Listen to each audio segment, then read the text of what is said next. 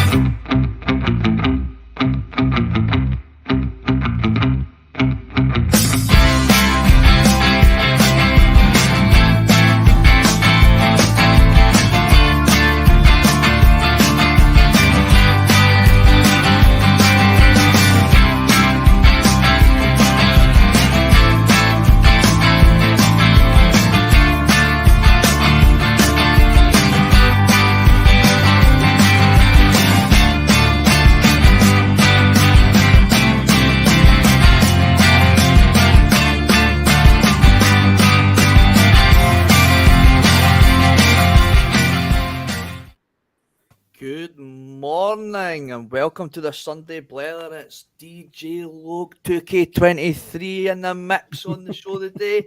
If anyone doesn't know what I'm talking about, I'm referring to these breaking on me last week, and I had to spend about 10-15 minutes holding my left ear through the show, which was absolutely ridiculous. And Monty made sure that he was giving me stick all week about it. So cheers for that, Monty.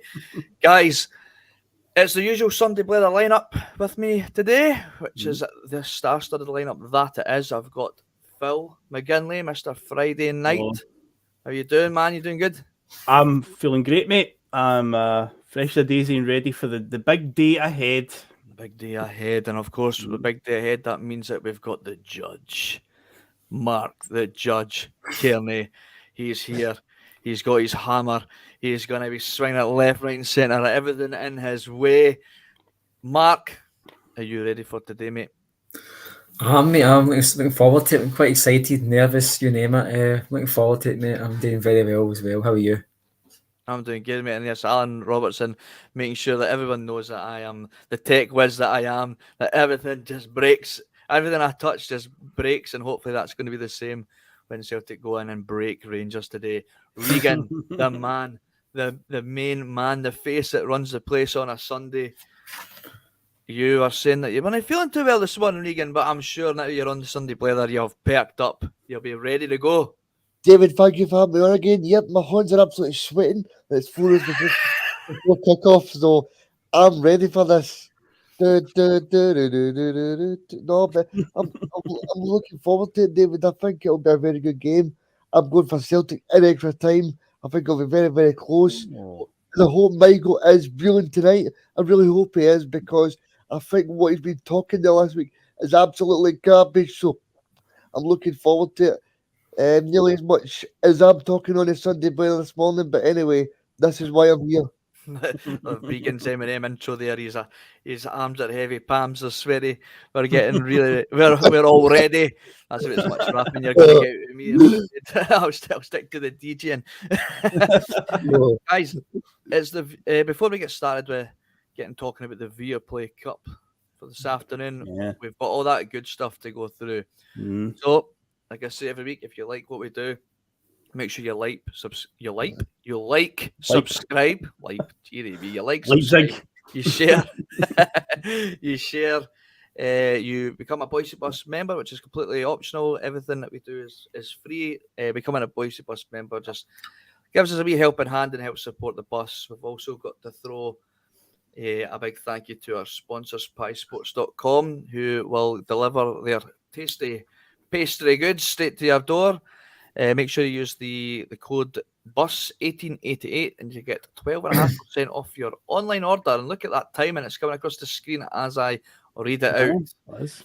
I don't memorize these promos that are right in front of me, guys. And of course, you've got the Bhoycie Bus t-shirt that you can pre-order. It's where is it? You got used to the brand section. I'm not got used to that. I've got the keys to the bus now. I've got the logins, and I think Phil was waiting on me bringing up the t-shirt, but I've just that used to Phil did it for me. I forgot to do it. So there's the t-shirt for you. It's got the Bumblebee hoops on it. It's got my lovely logo on there at the front, if I don't say so myself. And of course, we've got the Bhoycie Bus logo around the shield, and of course, you've got the double doon in the bottom there, because like Russell says, we haven't lost our sense of humour. No, so if you want to pre-order that, you just email Bhoycie at the crooked arm at ymail.com, I believe it is. Get that in there and get your orders and get your sizes in, and we will get them sent out as soon as the pre-orders are ready. Right, let's get to it, guys. We've got a lot to discuss. Oh yes, it is the VIAPLay Cup today at 3 o'clock, Phil, and this takes a huge importance for Ange Postecoglou. Not just because of the other mob running their mouth all week, but it's got a lot of significance to us and Ange Postecoglou, because it was the first trophy that was awarded to Celtic and Ange last season that really set a marker on what was to be a successful season for the Hoops last year.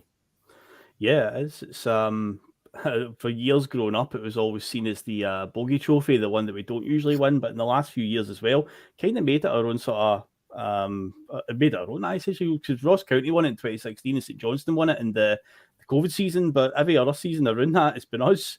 So we need to obviously hang on to our trophy, and it is a very important time in the season because it's been moved obviously to, we're just going into springtime now, we're heading into the home straight now, so it's a very, very important one. It gives you that wee momentum boost as well, so it's a really nice time in the season.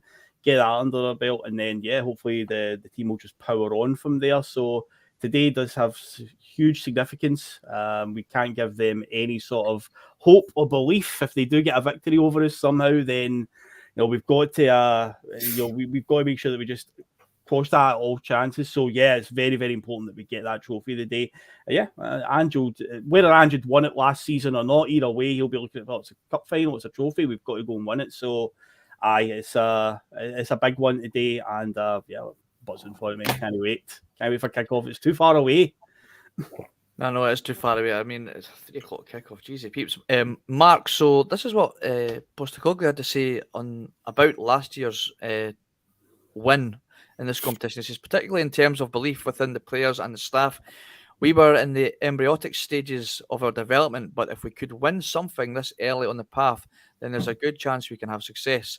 I thought it was important because if we hadn't, then any hiccup along the way might have had stronger consequences. We had a couple of small blips after that, but the fact that we had won something accelerated the whole thing. Do you think that's going to be something almost mirroring again this season? If we get the trophy one in the bag today, that it's really going to that's going to cement how dominant that we have been already this season, been 9 points clear with a ridiculous goal margin. Does that really kind of just kickstart? Maybe not kickstart because of how well we're doing, but we'll just say kickstart and just get over the finish line to just leave Rangers in our dust. No, mate, I think the belief's already there within the squad and the Celtic setup. I don't think our result today would propel us to a new level of belief. I think the belief in the the standards in what Celtics have set themselves are already there. Although I do think I agree with Ange Postecoglou. I was at Hampden last season and it just felt like just at the beginning of something when we won that match, and it just felt like we put the COVID season to bed as well. That would just seem to be the death nail in that bad period for Celtic, was that final whistle going to Hampden last year, 2021 it was now, and it was just like a new era for Celtic, it felt, and all the work that Ange Postecoglou would put in, and we'd seen very early on, like the seeds were sown that this could be a longer term thing, but he won a cup within his first 3 or 4 months in the club, and that just solidifies his belief then that the fans were behind him at that time, you know what I mean? Because it wasn't all going rosy at the very beginning. So I think they won a trophy so early in his Celtic career, kind of like, I think it ingratiated himself to the Celtic support. You know, we took them already by that stage, but it answered any doubters, you know what I mean? They put that to bed, you know what I mean? It's also the same day that we kind of squashed the Michael Nicholson, the Bella Tigers rumours, so that was a good day for Celtic. And I think the day is all about just cementing our dominance on this, putting our feet on their throats a wee bit. I do agree with Phil. I think we don't want to offer them any encouragement whatsoever. I think in terms of mentality-wise, the crushing blow here for the game today would only come on the Rangers side, because a defeat for Celtic, which contemplate, is not something that Celtic want, of course, but we could cope with that more mentally than they could. A bad result for them would just sets them back big time. It kind of like just puts to bed any notion that they're far better than us, as one of the players seem to say. A guy I never heard of before, quite honest with you, and I don't say that with any jest. I've never heard of the guy, but no. Today's all about us. It's always about Celtic, and the beliefs are already in this camp, and the mentality within them is of a team that's won 5 or 6 or 7 titles already. This looks like a team that's well oiled and well drilled by a guy who just knows the next step before he's took the previous one. Regan, I heard you say there that you fully agree with Mark. Do you want to elaborate on what Mark said there? You got something you want to add to that? Yeah, I mean, in terms of Celtic, I don't think it'll derail them if they get beat. I think that if Celtic do beat Rangers, I think that could be the final nail in the coffin. I don't know if it'll be like Celtic go on to win the treble, but I think if Celtic do win today, then that'll set back Rangers a lot, because they're already 10 points behind in the league. Celtic are in the quarterfinals of the Scottish Cup, so it just puts a real nail in the coffin for the Rangers players, and that'll be great. But I just want to ask you guys a question in terms of this, the importance of this game. I mean, we'll always hear about playing well and all that, but I think the most important thing in these games is you get that trophy in the top of Hampden in it, because it'd be lovely to play well, but I don't think we need to have it. As long as you win the game, then that's what the matters to me. Well, we can look at 2019. We were rotten that day. We got absolutely pounded for Pundit Post, but we still won the game, and it's still one of the most satisfying wins I think any of us have had over them. So it's just about getting the trophy at the end of the day. You know, nothing about points or goal difference or anything. It's just about making sure that you've won the trophy, get your name on there. So if we play rotten and still win it, then I'll still be happy at the end of the day. Regan, I'll throw this back at you, mate, because obviously what you said, I agree with you. If we didn't win today, it's not a massive, like, it would be a massive blow to the Celtic. It's almost less important to us than it would be for Rangers if they lost. Yep. But let's say they win today. What does that do for their season? Does that put in with the media and the way that they've been going on about how they're better than us and all this nonsense? Like, what does that do? Does that begin to give a bit of weight to what's been said, and does that start to make people? Does that put a bit more belief into the Rangers camp that they could still chase Celtic down to the wire, or do you think even if they do win today, it really isn't gonna? It's not gonna be that big of a massive dent in our season overall. I think if you look at the Scottish media point of view, David, I think they would rather Rangers win so that they could build it up to say, "Oh, Rangers are back. It's going to be a proper title race now. Things are on." But in reality, I don't think that's the case. I think Celtic are strong-minded, as Mark said. I don't think Andrew have the players, like, I don't think the players will be psychologically damaged by it. I think, like, even when you go back to the semi-final last year, Celtic got beaten that semi-final against a very good Rangers team. They got to the final of the European trophy. So I don't think it'll be a big day for damage. I just think that it's one game. Whoever comes out the best wins the game. Well, I hope that's the case because I hope VAR doesn't get involved, David, because that would be a travesty for two really good teams. No, I think So long as it's not controversial, VAR, as long as it's not something that you like where there's, you know, when you get this VAR decision, it's not quite as black and white as that. But it should just be black and white. That's why VAR was put on to deal with the black and white decisions. But when that grey, gets involved and that you're sitting there going, right, well, I can deal with a VAR situation if it's like, well, okay, yeah, I can't argue there. The VAR, it's there as long as it's black right. and white. Yeah, as long as the right it's right. decision, then VAR's good. But I was just going to say there, I don't think we should even. I think the ramifications for this match is it would unravel Rangers' season and begin to unravel all this magic press again if Celtic win the day, and Celtic should win the day. I mean, how it focuses them if they win the day, I couldn't care less. But Celtic are the ones that are the ones that are capable of putting nails in coffins here. You know what I mean? And I think that if the ramifications of this match are going to be kind of felt after the result of the day, it's only going to be a Celtic win that creates that. You know what I mean? Because a Rangers win just gives them a wee bit of hope, belief, and the rest of it. But a Celtic win totally sets them back. I mean, it's not going to derail our season or derail our fans thinking in what direction this squad's gone on. You know what I mean? And definitely think that Celtic are in the driving seat when it comes to what damage will be done the day with a victory. The concern is, you mentioned VAR. The concern is, when I look at their team, and I don't really know many of their players, I'm going to be honest with you, but the referees always concern me in these matches, and that's the only thing. I mean, Celtic, Matt O'Reilly, he said that the message they get within the camp is make it impossible for the referee to do any damage to us, make sure the game's won. And Jock Stein says something similar and all, and do you know what? Let's just do that today. Just don't let anybody in a TV camera, a TV studio, or anybody standing up in the middle of that game of the day affect the result. Just get there. Just David Celtic Day. Just fucking crumble them for the first minute and just let them know that we're Celtic. We're the champions. Glasgow's green, and that's it. Just go in there and just do them. And that's my mentality today. I didn't even want to contemplate that mob.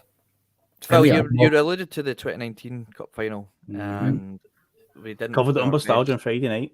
Check that out. Check that out on Fridays by Mr. Friday. On the Friday night show, Bustalgia, where we look back on the Celtic years. You look back at the 29 final, and like you said, we didn't play our best football that day, but we got the result, and it was one of the most satisfying ones we've had in a long time against them. And a lot of that was down to Fraser Foster.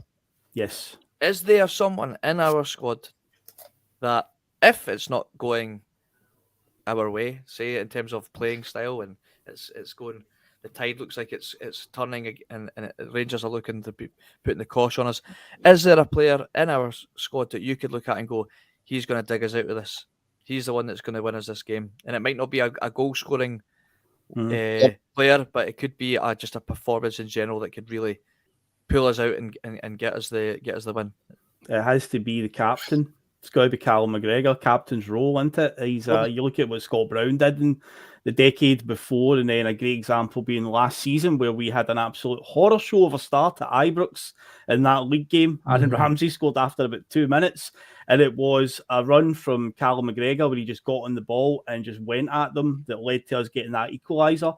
It's one of those days, the day where Callum McGregor, if we find ourselves in the trenches, he needs to lead the team by example, and I believe that he's shown that he can.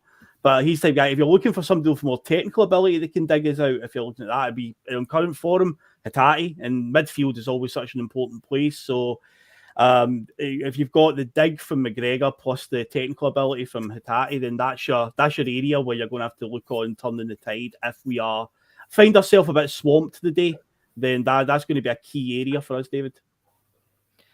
Yeah, I would agree with you. I think Hatate is the one on current form. I could argue say he's the best player in the country at the minute. He definitely is.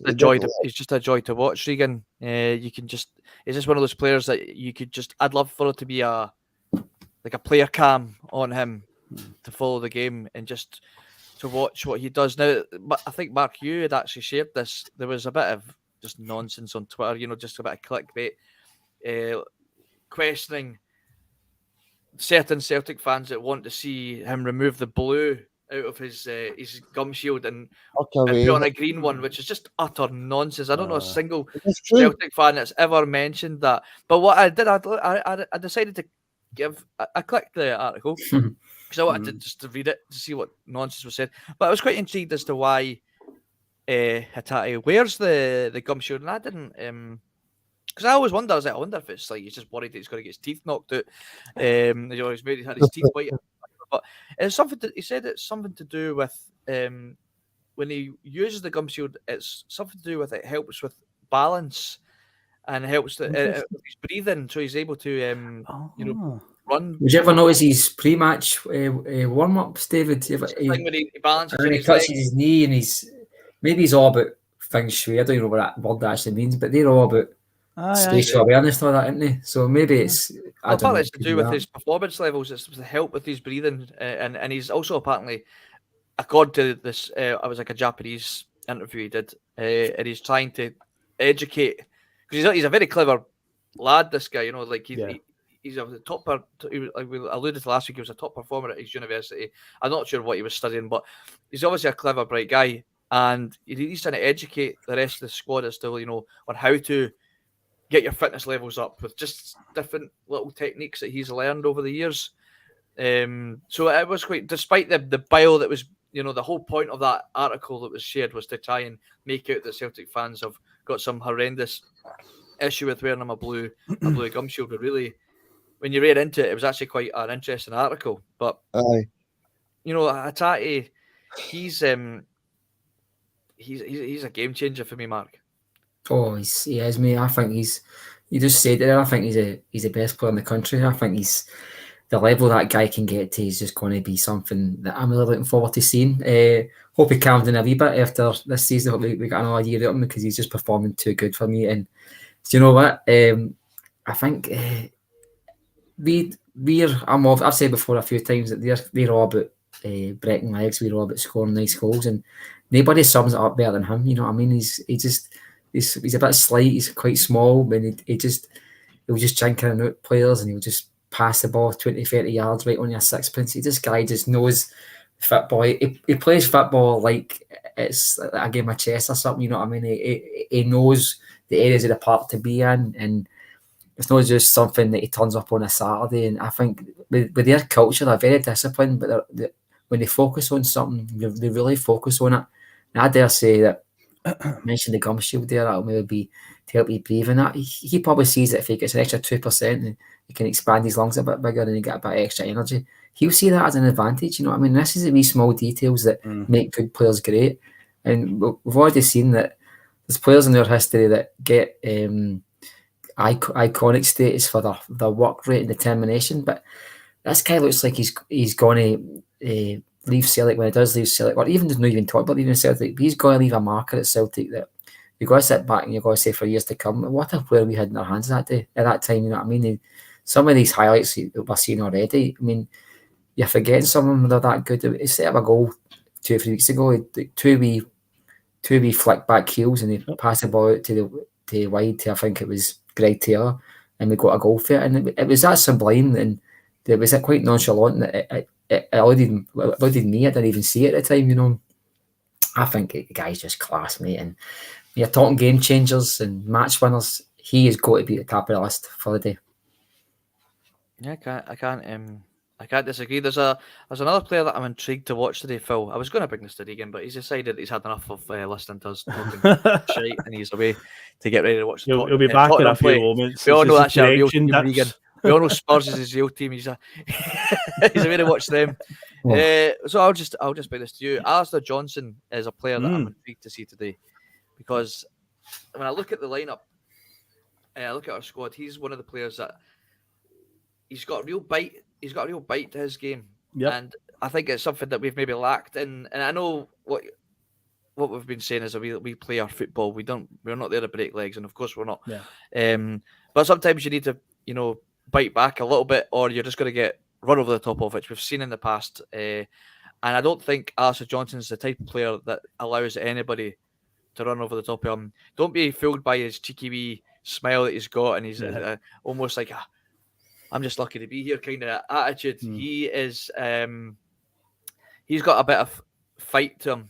I think it's that hockey player inside of him. He likes a bit of a scrap. He's hoping that we'll bring in sin bins to the game so he can start swinging punches at this.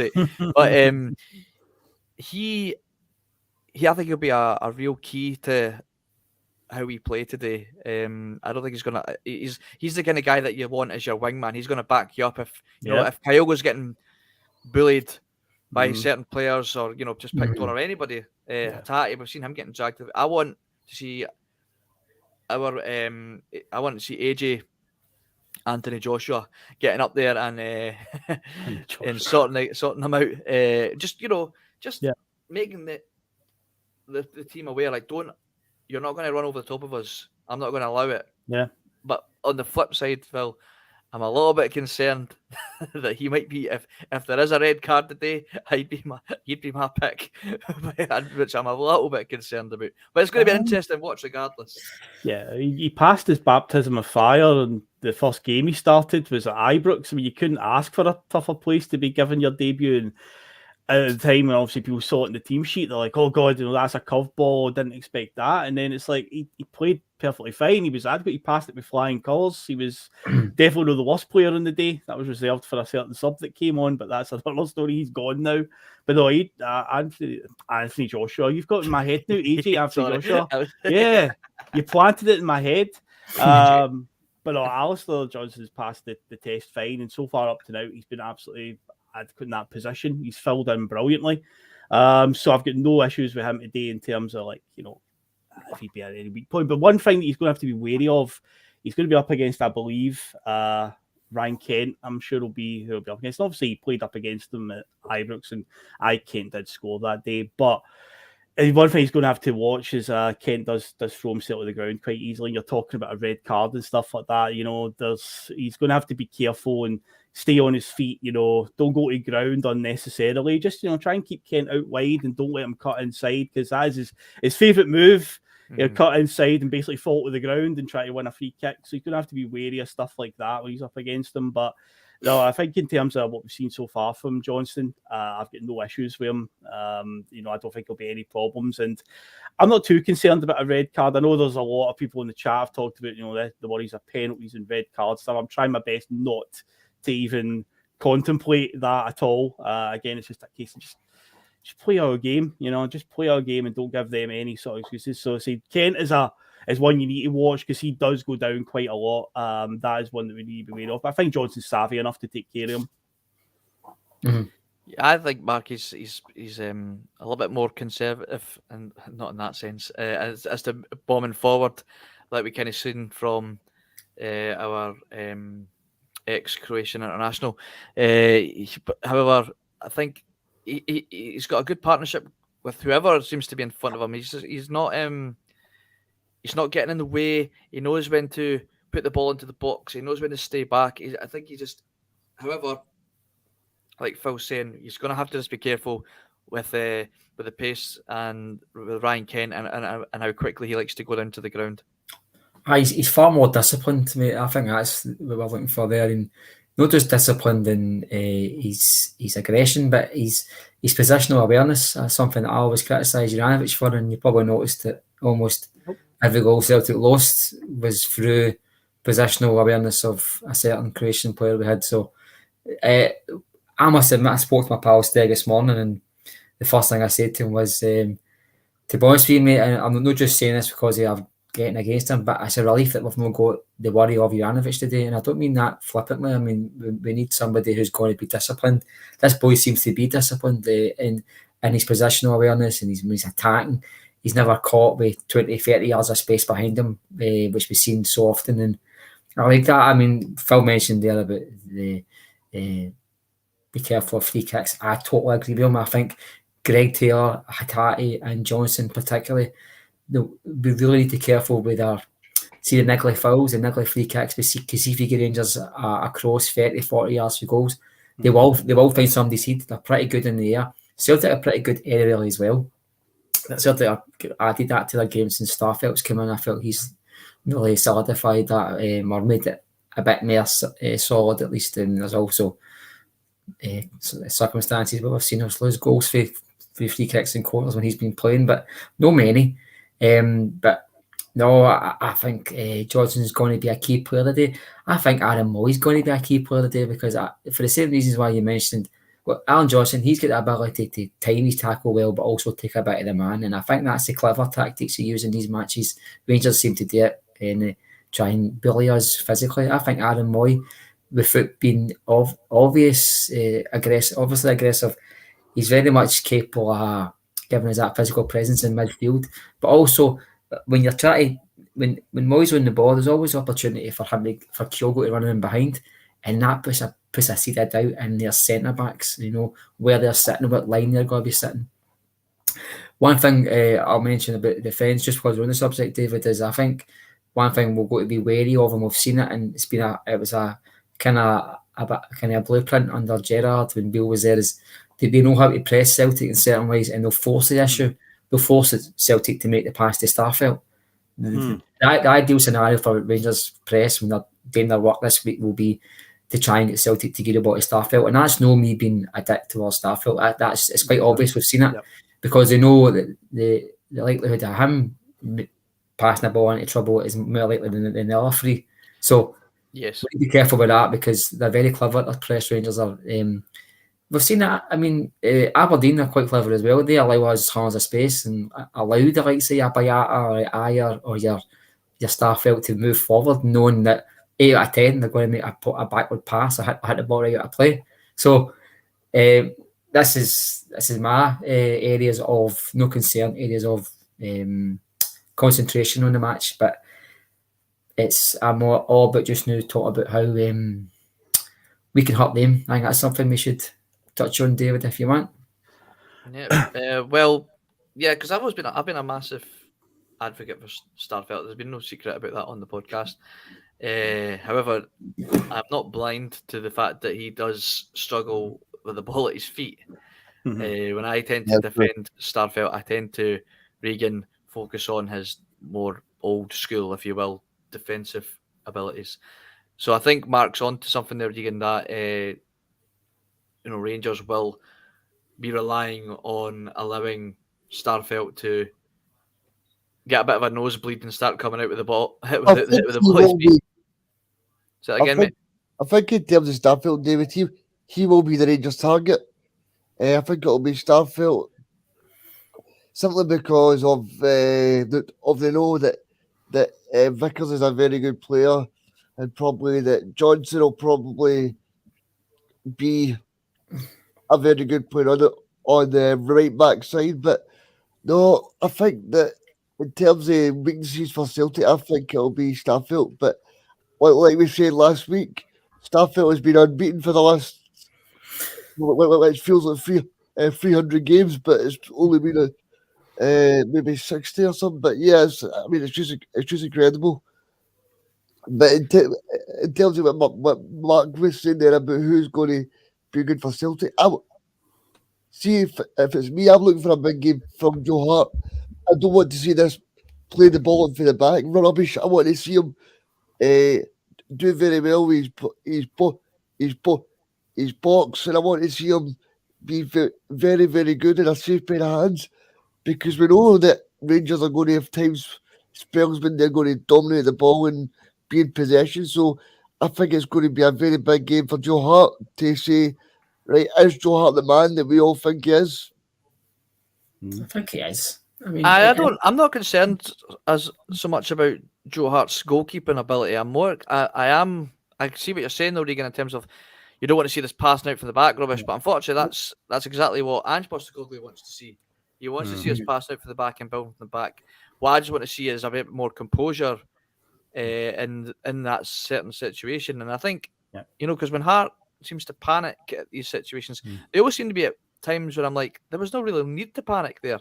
You know what I mean? It's like, I don't know why you panicked and passed it to Starfelt when Starfelt wasn't in a position to take the ball. The one that stands out, David, is the Leipzig away game when he passed it to Taylor when he had two guys marking him, but he didn't have anybody pressuring him, so he had plenty of time to weigh up that situation and go, I better not pass it there, maybe look to the other side of the park. But instead he still went for it, and 10 seconds later the ball was in the back of the net, and it's like, so that can be... the trade-off though, Phil?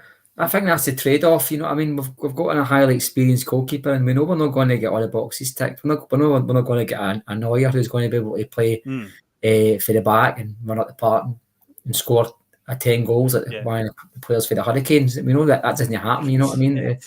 That's one for the older Hurricanes. The Hurricanes, brilliant. And I'm sure that the Hurricanes, that cartoon, I'm sure they're playing like the Jock Stein Stadium or something like that. The manager was named Jock Stone. He was a Scottish manager.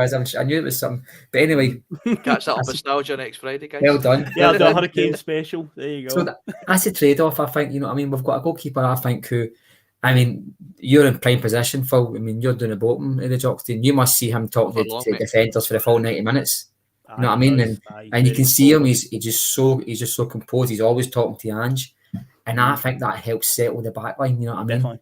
And we've got that kind of second captain on the pitch. And seeing games like this, a guy who's played 8 games for England, been to World Cups, won the EPL. My concern isn't about him getting a back pass and not knowing what to do with it. Because, do you know what? He's a goalkeeper, right?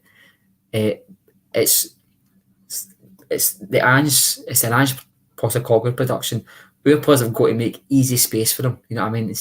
The decision he does, see if I can make easy space, lump the ball 40 yards out of play. And I'm actually all right with that in a certain level. But we know he won't do it. But you see Celtic getting pressed in certain areas and certain players flat him. It's not because they're wanting to do it, it's because the decision be made by the manager. This is how I play. If you're not wanting to do this, then you'll be on the bench and you'll be the next Christopher Julian. Simple as that. Mark, you just said there, we know that he won't do it. However, I just want to take us back to, I can't remember the game it was, right? But Joe Hart's the only player, I think, in the team that would almost take rank and say, I am going to do it. Because I remember that there was a game, Alkmaar. Well, you might remember what it is, but Alkmaar. We were under the cosh. What was it? The Alkmaar, the Dutch team that played in the qualifiers. He said to the bench, he said to Ange, look, we're going to have to change the tactics here, and I'm going to start kicking it long. I remember that. Right? And I think Ange respects. I think that was very. I think that was very, and I actually hate this word because it's a new learning word. But you mentioned it earlier on with Ange Postecoglou, embryotic. I hate that word because it reminds me of Lennon. But that was very embryotic of Ange's tenure at the club. I'm going to assume it was guys like Stephen Welsh and all the rest of it playing that back line. So I think you can kind of understand that rank being called. So, you know, this is a Celtic team in their second season, you know what I mean? And I get that. But let's just say we're in the 88th minute and we're winning 2-1. And the pressure's on. I think Hart will ask for forgiveness and not permission. That's fine with me. That's fine with me, but I just think as a philosophy, Celtic are only going to play that way. I'm just saying you're not going to see that. I mean, Regan mentioned it, that we are going to play for the back, which I'm happy with, to be honest with you. I don't like it when it gets a bit wiry, but see if it comes to the 80th minute, I think some ideologies get flung out the window, David. I think that's fair to say. But as a game plan, I think the ball getting past the line, the back four is the main game plan is going to be what? Yeah, I think so. Well, we know so. So let's have a bit of fun, right? So first of all, we've got Daniel Malley. I hope I've pronounced your name right there, mate. He says, I hope our players use what the Rangers players and manager has said recently as motivation to absolutely humiliate them. What more motivation do you need than show them who really are the best, right? So I've come up with a little segment here. We're going to have a little bit of fun, all right? And I'm calling it, where we got it, here it is. We're going to call it castrating the pundits, because the pundits in the media balls have swollen up so much that they're so confident and talking about how Rangers are the better team and Celtic are in for it. Well, we're going to castrate these pundits right now. Okay, so I've got a couple of things that I want to bring up, and we're going to start off with Mr. Barry Ferguson. This is what he had to say. We'll take away this banner because it's getting in the way. All right, we get rid of it. Postecoglou, he's starting to do my head in. If they, Celtic, are not having the best of games, he can go on and make a triple change. And then when these subs come on, they don't make the team any weaker. So we've got Barry Ferguson here whinging about Ange Postecoglou having a strong squad. I would hate to be a Barry Ferguson player to find out, knowing that if I'm on the bench and I get brought on, that he doesn't believe that I'm going to make any difference to the team. I'm not going to make it any stronger. In fact, I'm going to make it worse. That seems to be an issue that Barry Ferguson has with Ange Postecoglou's Celtic, Phil, that when he brings on a player, it doesn't make us any weaker. I mean, I must have missed the memo where that's Celtic's fault, because what's the answer? I must have missed that one. It's like it's not a problem. That's just the fact that we've got a better squad. I think it looks complimentary. I think it's supposed to be complimentary. It's weird though the way he started that one and all, where he does my head in. It's like, I just can't imagine pundits in other leagues starting off an analysis about a manager by saying he does my head in. Seems a bit like, very unprofessional, and that gig to come out with that. But yeah, when I'm reading that and I'm like, what is the problem? It's like we've got a stronger squad, and that's a gift to have that. It's like cheers, Alfred. We've earned we've earned that money. We've spent it. There's no illegal means in how we've spent it. There's no side contracts or nothing. We've just got a stronger squad and a better manager at the moment. And that just with him coming across that, it's like, honestly, it's like just. Steve-O talks about with his bin, just throw it in the bin, and you go. Just that's where that one goes. That's just absolute nonsense drivel from Ferguson again.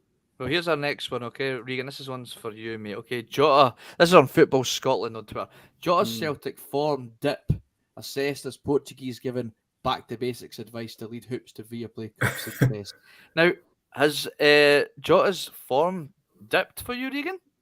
I thought Jota played well against Aberdeen. Anybody that was in the stadium would have said the same. I thought the first half he was the best player in the park. Don't know what you guys think. I mean, I thought he played well. And he put a great ball in for O in the first 5 minutes, but O could have probably scored the goal.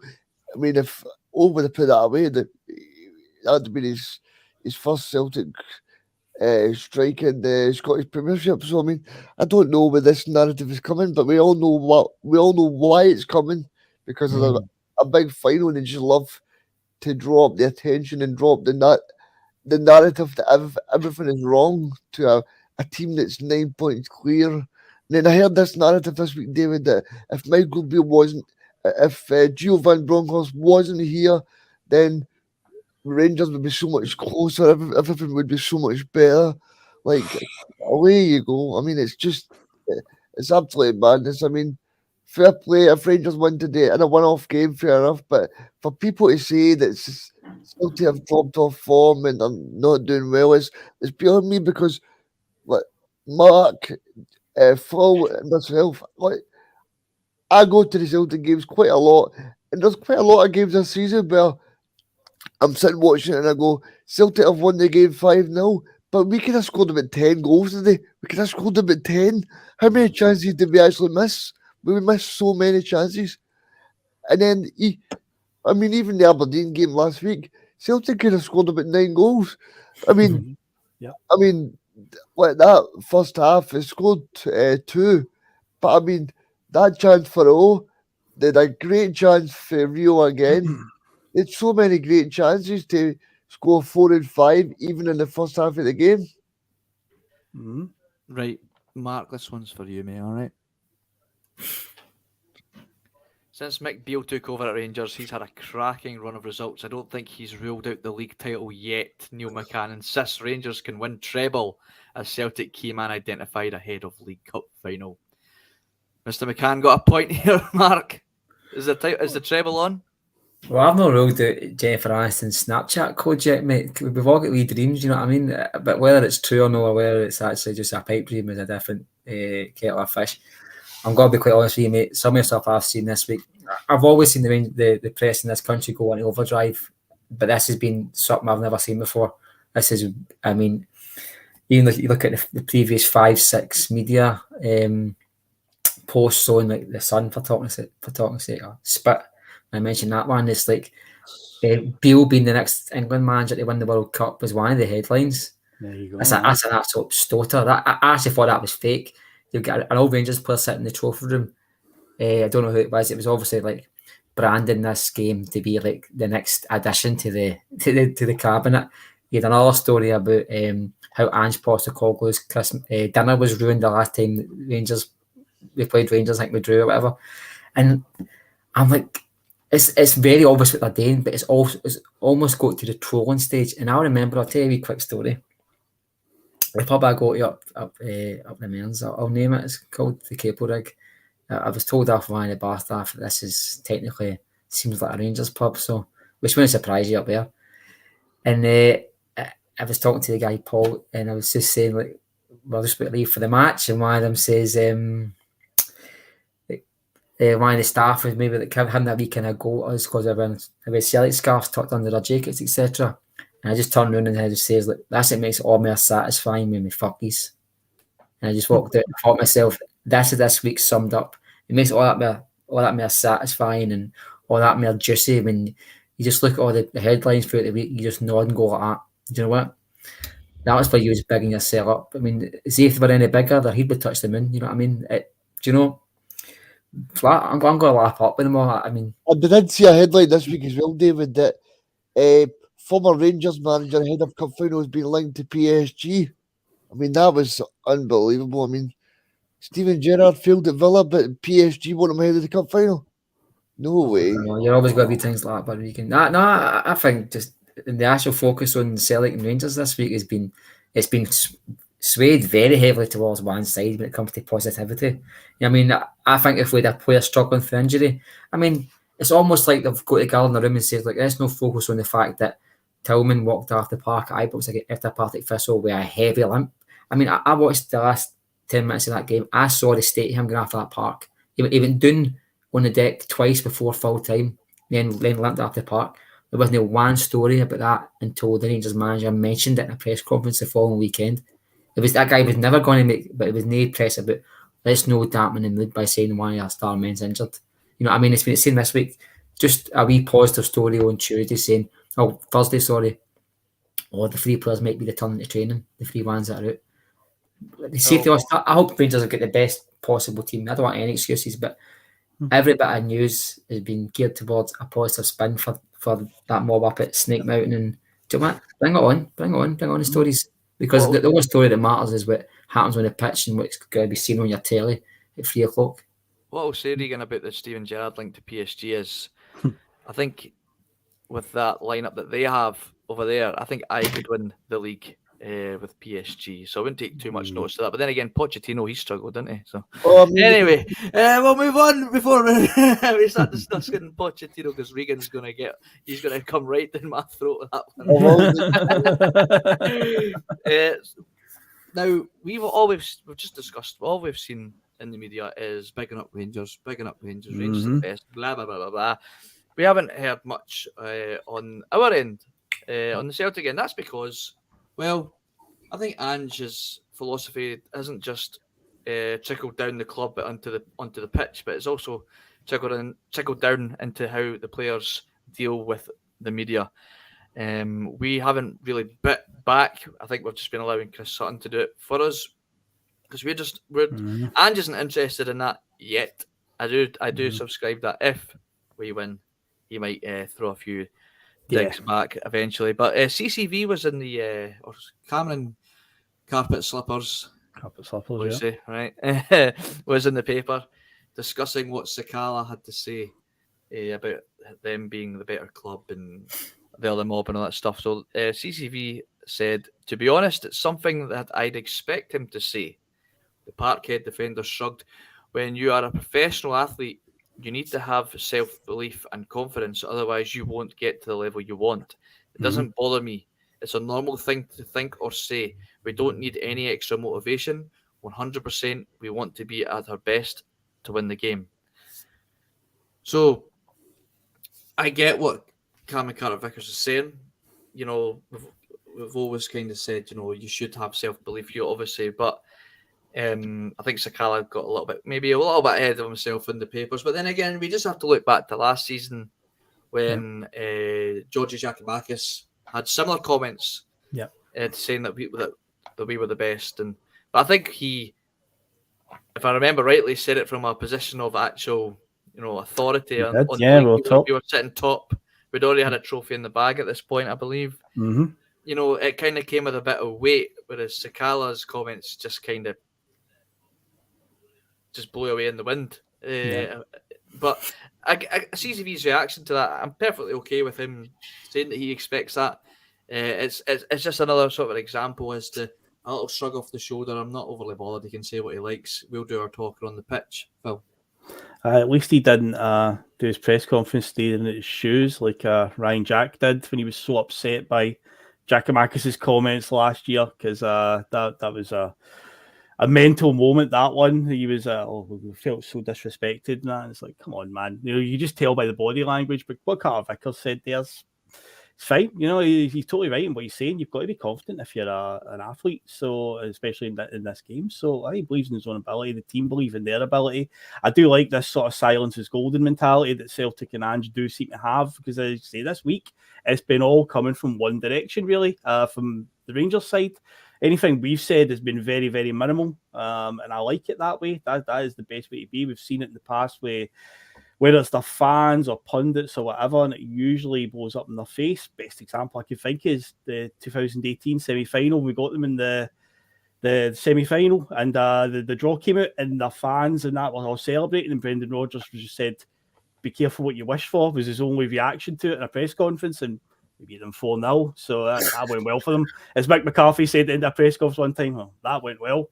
So it's one of the ones. But yeah, I like it when we're just kind of like quietly confident, and hopefully today it all pays off, and it just proves that what has been coming for them has been all just gusto and bravado, just hot air.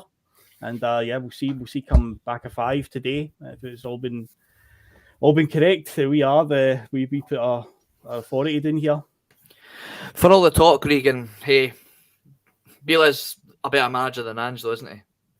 Yes, isn't he? Oh, definitely. I mean, look at Michael Beale. I mean, the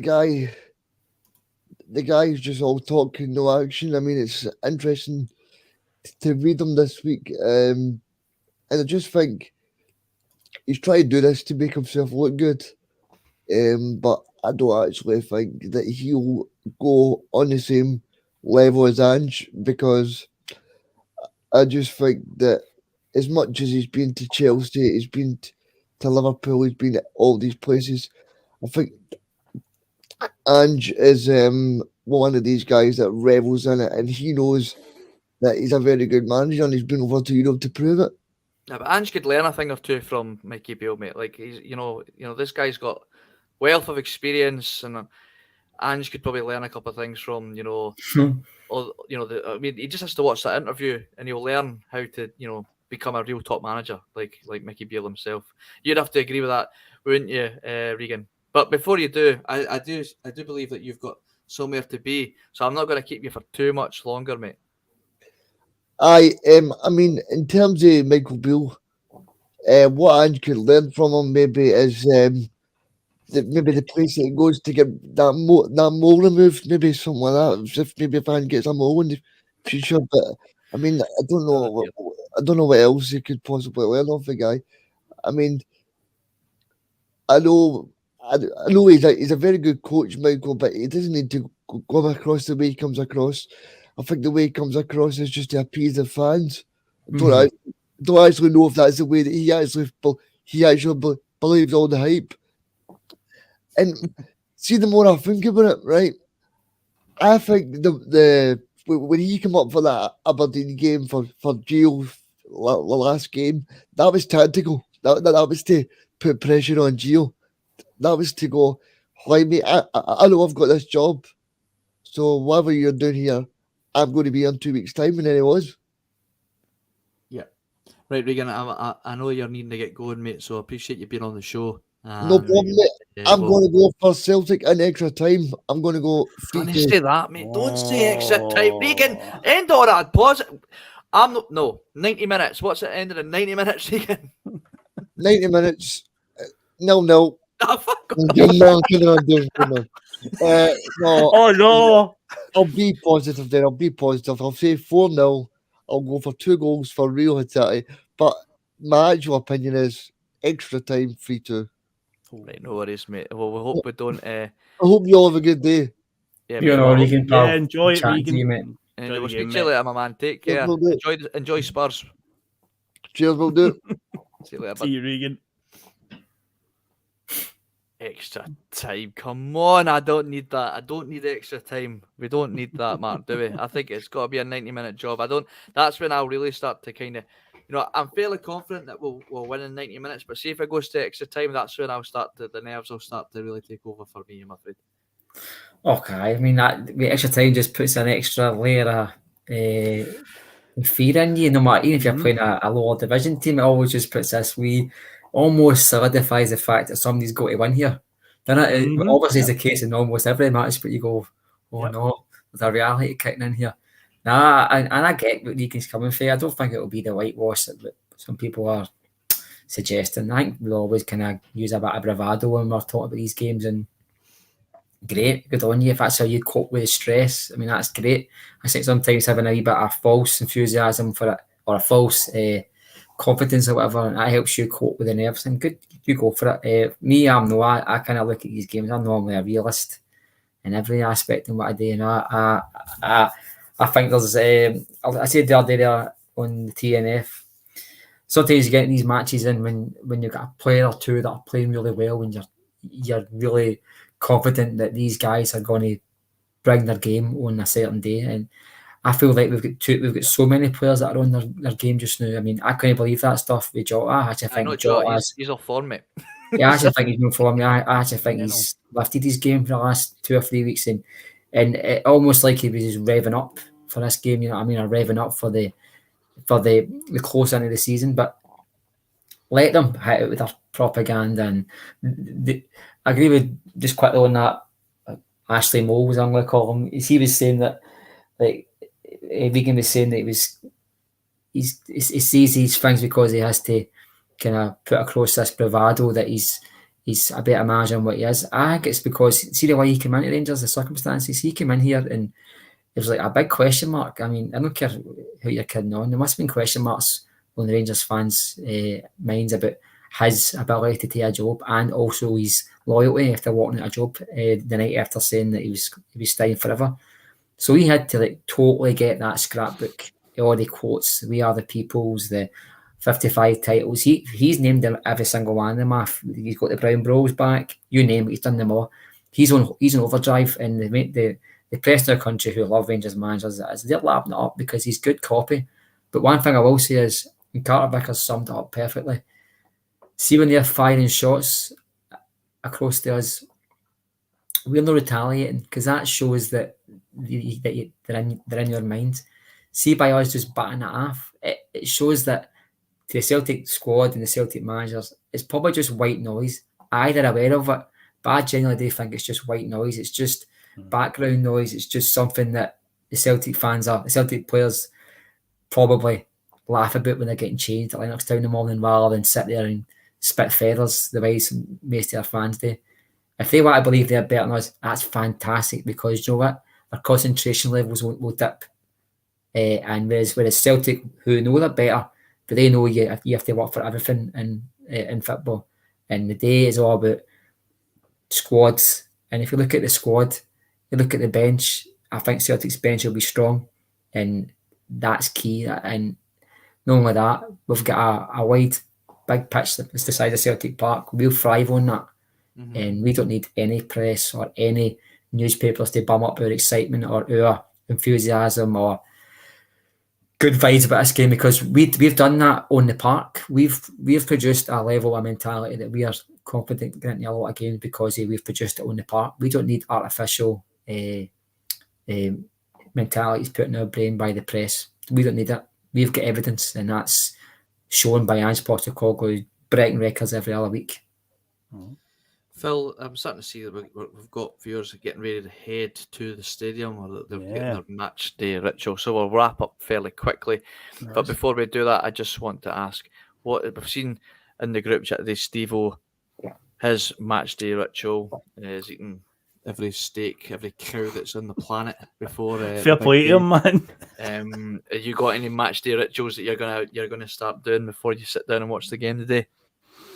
Mate, I'm really boring for this stuff. I don't have any match day rituals or traditions on these days. I genuinely don't. See, right now, I'm quite calm. I was calm before the game at Ibrox. Although, strangely, with league games, I'm a bit better because you know that if it goes wrong, you've still got time to fix it. But a cup game, probably when I get closer to kick-off, I'll be a bit more nervous. But I don't really have any rituals, unfortunately. I just take it. I treat it like every other game nowadays.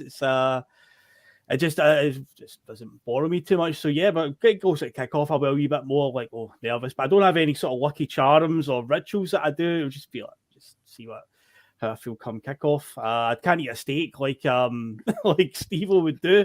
That's a bit too much for me. In fact, I've not eaten at all this morning so far. So I don't know if that's some sort of subconscious nerves or something that I've not eaten yet. But no, I'm feeling quite calm and cool about it in the head, the build up. So hopefully that's all justified come full time. So we want to give a big pint of milk or something like Terry. Mark, I know you're a bit of a superstitious man. You got anything that you do, or do you just? I've got loads of stuff, mate. I've got a dozen things I do every morning. Not even on a Celtic match day that I do the same way and all the rest of it. But I think a lot of my Celtic things are like. It's not just rituals. I mean, I take it seriously. Like, see if I go to a match and we get beat, I'll never wear that tap again to a match. I'll never wear it. You know what I mean? I've got taps in there that I wouldn't even mop up spilt water with if Celtic are playing because they'll get beat, and I just don't wear it. And my scarf I've had for about 10 years now, and she's trying to wash it. I don't want her to wash it. You know, I've got new scarves in there. The Wayne bought me a nice scarf and I can't change it. It's my scarf. I've seen it win a lot of trophies with it, and I just don't want to change it. That's fair enough. Other than that, mate, I have got every day. I've got a dozen things that I do, but Celtic match days is probably more along the lines of what I'm wearing and a couple of wee routines I've got. I don't know about yourself, David. Is there anything you tend to do? No, to be honest, not really. I just try and get the TV to find the channel, get the remote working. That's probably my ritual. We've got NM here. Any good pods after the one for the build-up? Well, we've got the whole catalogue of podcasts for you to go back and watch. NM, you've got the Bustalgia on Friday night. You've got the Saturday Sesh that was on Saturday. And, of course, you've got the Monday Club that was on the Tuesday Club. And you've got the Breakfast Bar. There's plenty for you to watch, mate. And the TNF, David, don't you be missing that. Of course, the TNF and the Judgment Day. And there's plenty for you guys to watch. And, again, we are finishing up another successful Sunday Blether. We've got 252 people watching live. Brilliant. Still at the minute. You guys are mental. Guys, thanks again for joining me. Thanks for joining me, Phil. Thanks for joining me, Mark. Thanks for joining me, Regan. He's away. He's away already. Yeah, he's away. So make sure piesports.com, get your orders in. Bus 1888 to get 12.5% off, and get your pre-orders in for the Bhoycie Bus t-shirt. And remember to like, share, subscribe, tell your granny. Won the Celts. See you later. One Celtic. Cheers, guys. I mean, you've all that stuff at the start. You know, they won't be playing Tina Turner on the coach on the way home, will they? Some of his comments about me deliberately trying to cause controversy. Well, I'm like in the media now. And you've got someone sitting there next to you who's an embarrassment to the media profession. He's an apologist. He's a charlatan. He's a Rangers puppet. He's a cheerleader. That's what he is.